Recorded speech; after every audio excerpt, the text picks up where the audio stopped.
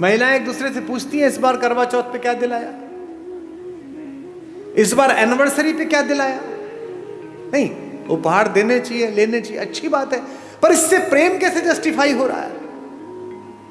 कोई ज्योतिषी बता सकता है कि इस वाली शादी में इतने कैरेट का हीरा दे दो, इसके बाद तलाक नहीं होगा? बता सकता है? नहीं बता सकता। लेकिन अगर माओ ने बेटियों में संस्कार डाले हों कि जिस घर जा रही हो उस घर में जो मां है वो भी मां ही है, अगर पिताओं ने पुत्रों में संस्कार डाले हों कि जिसकी बेटी इस घर में आ रही है उसका उतना ही अधिकार है जितना तेरा इस घर पर अधिकार है, तो हीरे की जरूरत ही नहीं है, घर ही अयोध्या बन जाएगा।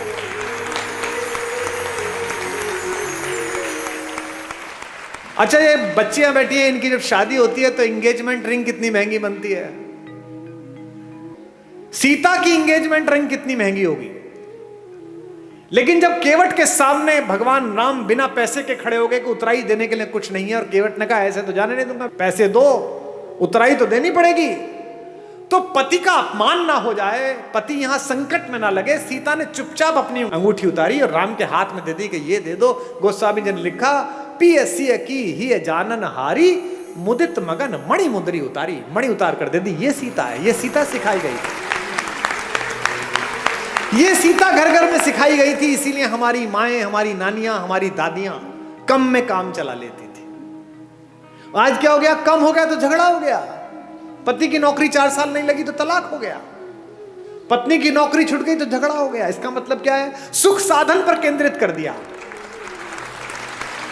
और यहां बैठे हुए धनी लोगों, सुख साधन में है ही नहीं। तुम्हारे ऑफिस में जब 15,000 रुपए में बाहर खड़े होकर सफाई करता है लड़का, जो तुम्हारी गाड़ी पर पोछा मारता है, किसी दिन कलकत्ता में आसमान में हल्की बारिश होती है, साइकिल से वापस जाता हुआ बाजार से पाव भर बेसन खरीदता है, पाव भर प्याज खरीदता है, आलू खरीदता है, एक छोटी सी बोतल में 200 मिलीलीटर तेल सरसों का लेता है और पत्नी से कहता है मौसम बहुत अच्छा रहा, पकौड़े बना ले। वो स्टोव पे पकौड़े बनाती है, दोनों बाहर बैठकर खाते हैं और शाम को सोते हुए कहता है यार क्या शाम बीती है, भगवान का धन्यवाद, क्या अच्छा मौसम है, क्या बढ़िया हो। और तुम पेरिस जाकर भी सुखी नहीं हो, तुम लंदन की ऑक्सफोर्ड स्ट्रीट पे शॉपिंग करते हुए खुश नहीं हो, क्योंकि तुम डेपुटेशन पे दुख को भेज रहे हो। दुख हो गया है थोड़ी मार्केटिंग कर लूं शायद कम हो जाएगा, दुख हो गया है थोड़ा मेकअप करके एक सेल्फी ले लूं शायद कम हो जाएगा। ये जो फेसबुक पर, ट्विटर पर, इंस्टाग्राम पर बहुत हंसते मुस्कुराते चेहरे हैं, इनमें से अधिकांश की जड़ें खोखली हैं। इसीलिए आत्महत्या करते हैं, इसीलिए ड्रग्स में गए हैं, इसीलिए शराब में गए हैं। ये राम की कहानी आपकी जड़ों की आत्मा में यूरिया का काम करती है, आध्यात्मिकता का। ये आपको मजबूत करती है, एक भाई की तरह, एक पति की तरह, एक पुत्र की तरह, एक नागरिक की तरह। भाई भाई के संबंध, भाई बहन के संबंध। अब 2 बहनें हैं इसमें, इस कहानी में। भाई बहन का संबंध ठीक ना हो तो गड़बड़ हो सकती है। एक बहन है शूर्पणखा, जिसको अपने बदले की चिंता है, भाई के नाश हो जाने की चिंता नहीं है।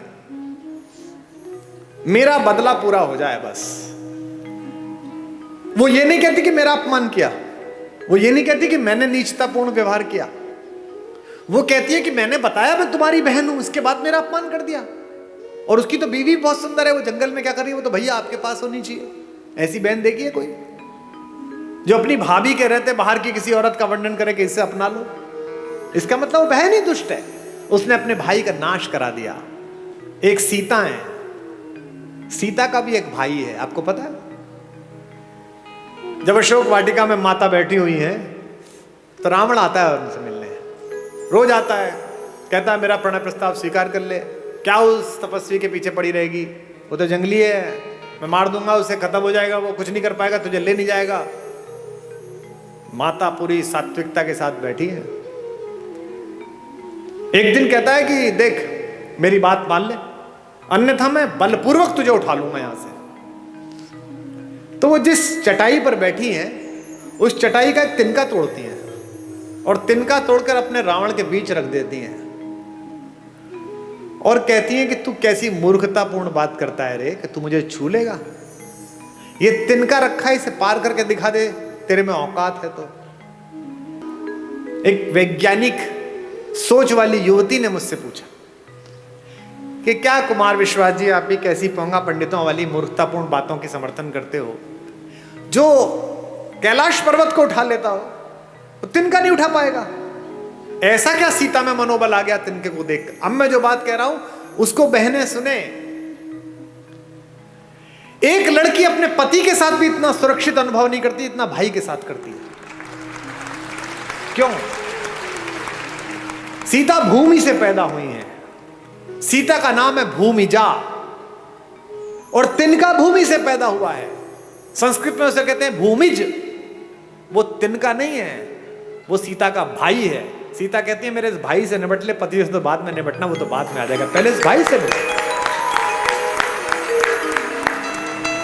एक तृण धरकर कहती है, उसकी ओट में बैठकर कहती है वैदे, तृण धरि ओट कहत वैदेही, तृण धरि ओट कहत वैदेही, सुमिर अवधपति परम स्नेही, तृण धरि ओट कहत वैदेही, सुमिर अवधपति परम स्नेही। एक बात आपको बता दूं मैं, जिस दिन आपको अपने पिता की बेटी से अपनी बेटी ज्यादा अच्छी लगने लगे, उस दिन समझ लेना कि अमंगल की तीर्थ यात्रा प्रारंभ हो गई है। क्योंकि पहला संबंध तो पृथ्वी पर आपका उसी से है जो एक कोख से पैदा हुए हैं। ये जो भैया दूज पर और राखी पर बहनें राखी बांधने आती हैं, हम क्या समझते हैं कि ये एक त्योहार मनाने आती है? नहीं, ये उस भाई में अपने माता पिता का मंगल ढूंढती हैं। ये जानती है कि मेरा भाई ठीक रहा तो मेरे माँ बाप का बुढ़ापा ठीक कटेगा, ये समृद्ध रहा, ये शक्तिशाली रहा तो अच्छा हो जाएगा, और उसी के आशीर्वाद से तुम्हारा स्वास्थ्य चलता है। इसीलिए उस तिनके की ओट पर बैठी हुई सीता जानती है कि जब तक ये तिनका है, जब तक ये मेरा भाई है, चाहे कैसा भी हो, तिनके से ज्यादा गरीब बेचारा कौन होगा? तिनका तो बहुत ही गरीब भाई है, लेकिन फिर भी वो जानते हैं कि ये रक्षा करेगा। इसलिए इस पूरे पारिवारिक प्रतिष्ठान में, राम कथा में, एक एक प्रतीक शास्त्र ऐसा है जो आपको आपके पारिवारिक मूल्यों के साथ जिंदा रख सकता है।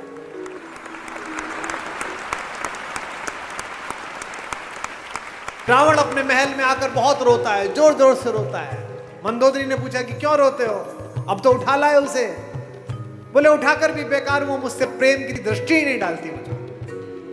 पत्नियां कैसी भी हो, पति का दुख नहीं सह पाती, और मंदोदरी तो पंचकन्याओं में से एक पूजित है, हमारी माता।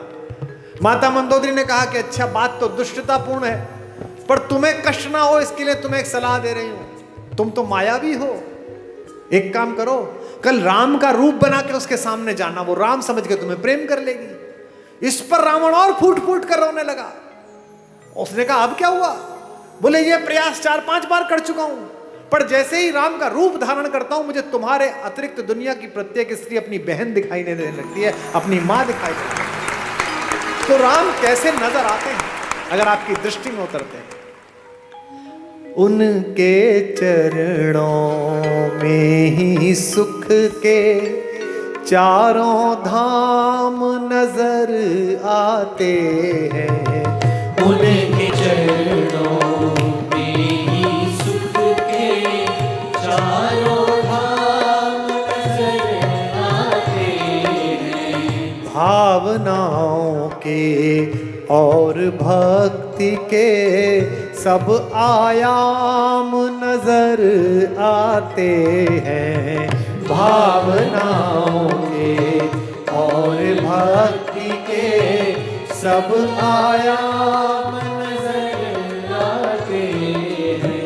मन के चित्रकूट से लेकर आशाओं की अवधपुरी तक, मन के चित्रकूट से लेकर आशाओं की अवधपुरी जिधर नजर जाती है मुझको, जिधर नजर जाती है मुझको, केवल राम नजर आते हैं।